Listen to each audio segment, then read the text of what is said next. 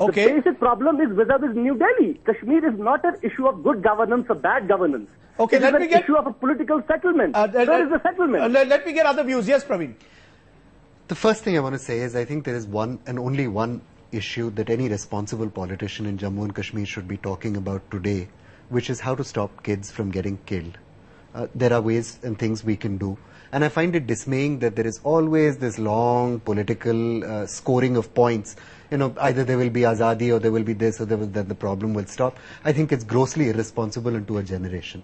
The second thing I wanted to say was just about Omar Abdullah not having enough force. It's true, there are shortages, but Jammu and Kashmir has one of the largest police forces in this country today. The fact of the matter is, over the last 2 years, things that should have been done to get this force in order are not in place. The administration's in a mess. I really think these nuts and bolts need to be sorted out. Point taken. So you, let's see the larger point though that Mirwaiz Umar Farooq is trying to make, that this is actually again Srinagar versus Delhi. That's how you're positing it once again. Before I come to you, Mirwaiz, let me get Wajat Habibullah, who served both in Srinagar and Delhi. Mr. Habibullah, is it coming down to that? Srinagar versus Delhi once again? No, it is not. I think it needs to be, you need to be very clear. What is the problem? You have a whole lot of children on the streets. Children are getting shot. Part of that was touched upon. Farooq Sahab asked the pertinent question, what is it that they want? It's not you, Rajdeep, who's going to tell anybody what it is that they want. It's not I. You have to go and ask them what it is that they want. And I've heard this conversation between all the parties. None of them seem to understand what the children want. Right. The point is that you have to go and approach them.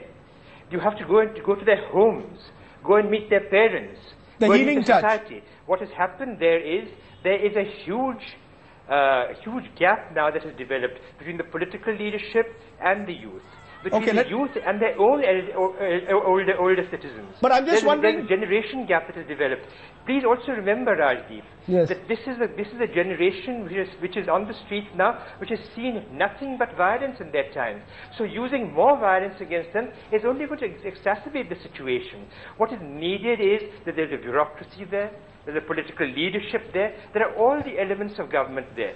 They must go out to the people. But why should... no use sitting in the offices. But why should... children are not going to come to the offices. But sir, sorry to interrupt. Why should only Omar Abdullah take that responsibility? I want to come to Mirwaiz Omar Farooq, then I'll bring in Shabnam Lone on this. Mirwaiz Omar Farooq, should you also take the responsibility of providing that healing touch? Why is it that healing touch must be provided by Delhi and the separatists can go out on the streets? That's unacceptable. No, why are you talking about the healing touch right now? I mean, you know, the problem, see, Rajiv, because the problem people are dying. That, because people are dying. I mean, yes, there are 27 people who died in the last 4 days. Innocent Kashmiris. People sitting in the studio saying that, you know, we don't know what the people of Kashmir want. They have to be very clear. I mean, how clear can they be? They are on the streets. They are being killed. They are shouting on the top of their lungs that what we want. They want a solution. They want Azadi. They want a settlement of Kashmir.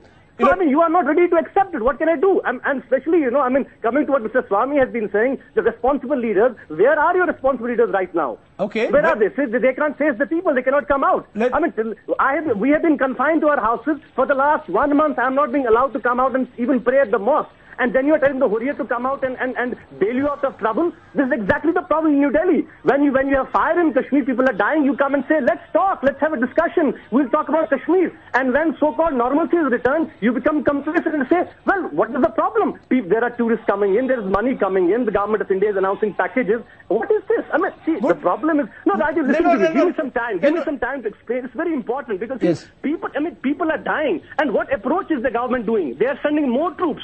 I mean, the whole resentment is against the security setup. But if people are out on the streets, sorry Mirwaiz, if people are out on the streets, then there will be force used. The question is who throws the first stone? Is it the stone pelter who's throwing it, or is it the forces? Rajiv, just make me understand this. A 7-year-old boy is ruthlessly beaten to death by the champions of democracy, and you are telling the people not to pelt stones.